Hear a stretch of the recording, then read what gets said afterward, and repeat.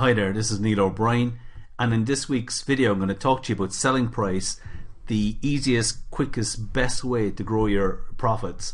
And I actually have 7 steps I use in helping people to maximize their selling prices and profits. And today I'm going to take you through the first two, which is, first one is 80-20 customer profitability comparison, and the second one is having a standard pricing method with a target profit percentage.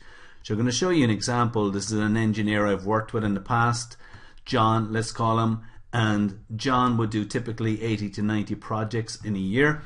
What I've done is I've worked out the customer or project profitability analysis, and what you see here is just a sample of those jobs, and what you'll notice is that there's quite a variation in the profit margin on these jobs. So for example, projects A and B that have sales of 43,000 have gross profit of 27,000 and 26, giving a gross margin of 63%. That 63% is just taking the gross profit of 27,000 and dividing it by the selling price. So projects A and B are quite profitable, but when we look at projects C and D, the profit drops way down to about half the level of A and B, and their margins are 33% and 32%. And as an example, project A with sales of 43% has a gross profit of 27,000, which is very good. But when we look at project D with sales of 41,600, the gross profit drops to 13,000. It's about half the level of project A. Now, why does this happen? There's a number of reasons, but one of the most common causes of this is having inconsistent pricing. And in the case of the engineer, there's about 6 people involved in pricing jobs. They all have different ways of doing it.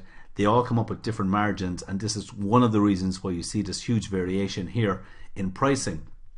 Just to show you in graph format, I've taken those 4 jobs, A and B, nice profit margin up in the 60s, then it drops way down about half the level for project C and D. Now, what is the best way to counter this? Well, from my experience, the best way to have a consistent margin and consistent pricing is where you have a standard pricing formula. And I've helped tons and tons of companies develop these over the years. And in this case, for John, what I've done is, we have an example here. I'll take out that figure. So what John has to do is estimate the labour time for the job. Now in this case, he's estimated 6,500 euros in labour.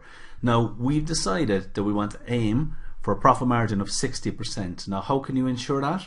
Well, this is the key here, because what I'm doing in project value or selling price is I've put in a formula here that takes the cost of 6,500 and divides it by 0.4.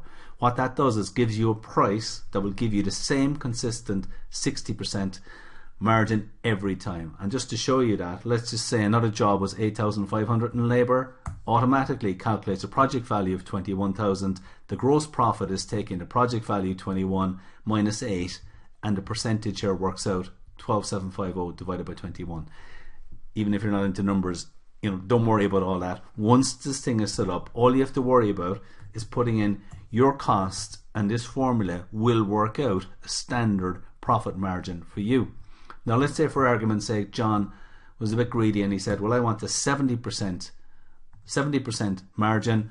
Then you take the cost and divide it by 0.3 will give a 70% margin. I said, John, he's not being too greedy, he's going to go with 60%.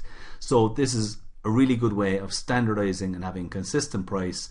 Now sometimes people say, yeah, but what if the customer won't pay it? Well, coming back here, customers A and B, they're quite happy to pay a price that gives a 63%, 62% margin, but C and D are not. So what John needs to do is look to either get C and D from this level up here, or find new clients. But it's very doable. If you want to maximize your pricing and boost your profits to the highest level, having a consistent pricing method is a brilliant way of doing it. Okay, guys, thanks very much for listening.